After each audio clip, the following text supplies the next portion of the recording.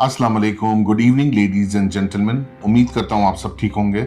मैं फैसल डेडी आपकी खिदमत में हाजिर हूँ एक नई एपिसोड के साथ जिसका नाम है mid week market recap by Foundation Securities, जहां हम डिस्कस करेंगे की performance takeaways of PSX from the beginning of this week. अगर हम परफॉर्मेंस लेवल पे निगाह डालें तो पीर वाले दिन के AC 100 index opens at 150,227 points के साथ, और आज वेडनेसडे के दिन it's manages in settle to conclude at 165,886 point के साथ। मजमूई तौर पे हमने इंडेक्स में 16,000 पॉइंट का इजाफा देखा है in the last 3 working days. अगर हम लिक्विडिटी फैक्टर पे निगाह डालें तो पीर वाले दिन के एसी 100 इंडेक्स में मजमूई तौर पे 270 मिलियन शेयर्स का काम देखा गया, followed by a flat performance on Tuesday that is 205 million shares। और आज हमें बहुत अच्छी परफॉर्मेंस नजर आई, हेल्दी वॉल्यूम्स नजर आया मार्केट में, और आज के एसी 100 इंडेक्स में मजमूई तौर पे 486 मिलियन शेयर्स का काम देखा गया, up by 137% on day basis. क्या रहा इस पूरे सिनेरियो के अंदर? पीर और मंगल तो बहुत ज्यादा अनसर्टन रहा, इन्वेस्टर्स बहुत इनडिसाइसिव रहे कि what to do and what not to do.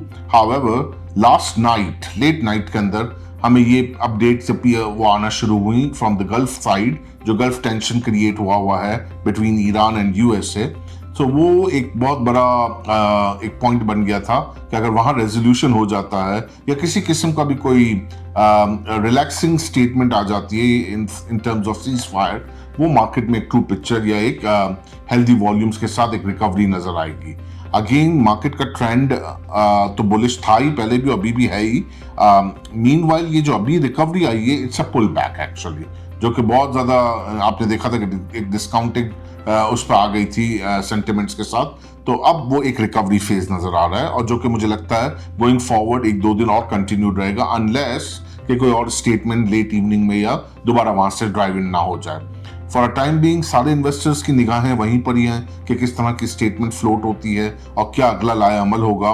So far right now जो 2 हफ्ते का सीज फायर है वो एक सेंटिमेंट्स रीगेन या एक जिसको कहें सेंटिमेंट बूस्टर बन के इम्पैक्ट नजर आया है मार्केट के अंदर, और वो मुझे लगता है कि गोइंग फॉरवर्ड 2-3 दिन या एटलीस्ट इस वीकेंड तक कंटिन्यूड होता हुआ नजर आ रहा है।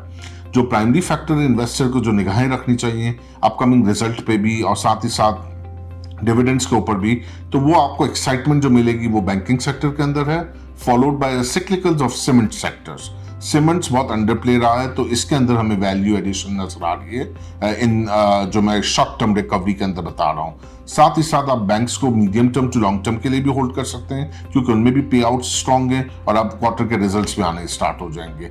और साथ ही साथ जो 27 को मॉनेटरी पॉलिसी भी है, तो अगर ऑयल, इंटरनेशनल ऑयल प्राइसेस जिसको हमने रेडार में रखना है, अगर ये बहुत तेजी से इसी तरह डिस्काउंट करके ओल्ड टेरिटरी जोन में आ जाते हैं 75 इन बिटवीन, तो it's icing on the top, और वो फिर आगे के तमाम मसाइल हल हो जाएंगे। और फिर ऐसी सिचुएशन में आई थिंक स्टेट बैंक भी किसी किस्म की इंटरेस्ट रेट हाइक वाली सिचुएशन में नहीं जाएगा। लेकिन अगर ऐसा रहता नहीं है और अगर गॉड फॉरबिड 2 हफ्ते से पहले ही कोई स्टेटमेंट्स इनकी चेंज हो जाती हैं और वहां कुछ दोबारा से इस तरह की चीज आती है जो टेंशन को प्रिवेल करती है, तो ये हमें ऑयल की प्राइसेस में भी रिफ्लेक्ट होता हुआ दिखेगा, and so does with inflation and the interest rate scenario में भी दिखेगा। शॉर्ट टर्म व्यू बाजार में अच्छी रिकवरी नजर आ रही है। Focus on banking stocks, oil stocks and cement stocks. So that is from my side. Till then, I Faisal Dedi signing off. Take very good care of yourself and your investment too.